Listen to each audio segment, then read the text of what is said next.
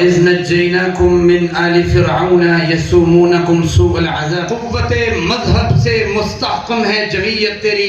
14 اگست 1947 کا دن صرف پاکستان کے لیے ہی نہیں بلکہ امت مسلمہ کے لیے بڑی اہمیت کا حامل ہے. کہ ایک وقت تھا کہ جب جناب علامہ اقبال نے مسلمانوں کی ذلت و پستی کو دیکھا اور اپنی آنکھوں سے اسپین کی بدحالی کو دیکھا, کہا غرناطہ کو دیکھا میری آنکھ نے, لیکن تسکین مسافر نہ سفر میں نہ حضر میں, بحر ظلمات میں دوڑا دیے گھوڑے ہم نے. کہا تھا قولوا لا الہ الا اللہ تفلحوا وتملک العرب والعجم.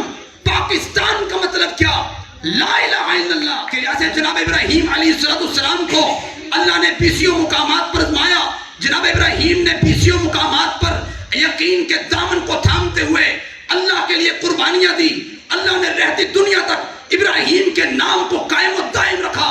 قد کانت لکم اسوۃ حسنۃ فی ابراہیم. کائنات کے پیغمبر جناب محمد رسول اللہ علیہ وسلم نے اور مہاجرین و انصار صحابہ کرام نے اپنے مال کی, اپنے جان کی, اپنے وقت کی, اپنی صلاحیتوں کی قربانی کو دیا. پھر وہ وقت آیا کہ 3 بر اعظموں پہ اللہ نے لا الہ الا اللہ کے علم کو بلند کر دیا.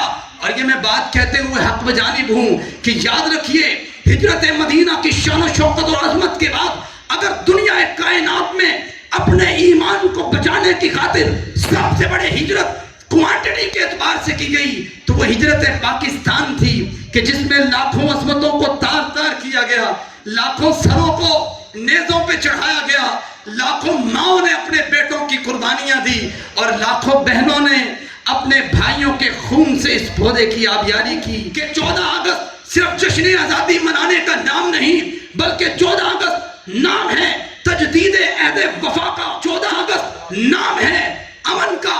وآمنہم من خوف.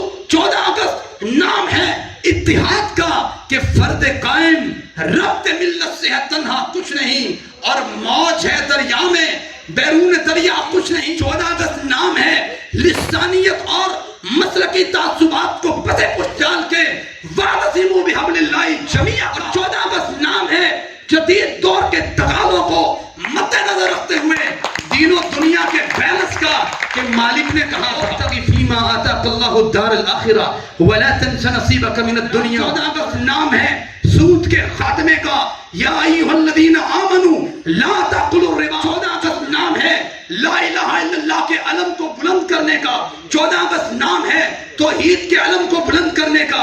14 اگست نام ہے باحیا معاشرے کے قیام کا. 14 اگست نام ہے بے حیائی کو جڑ سے اکھاڑنے کا. اور 14 اگست نام ہے حدود اللہ کے نفاذ کا.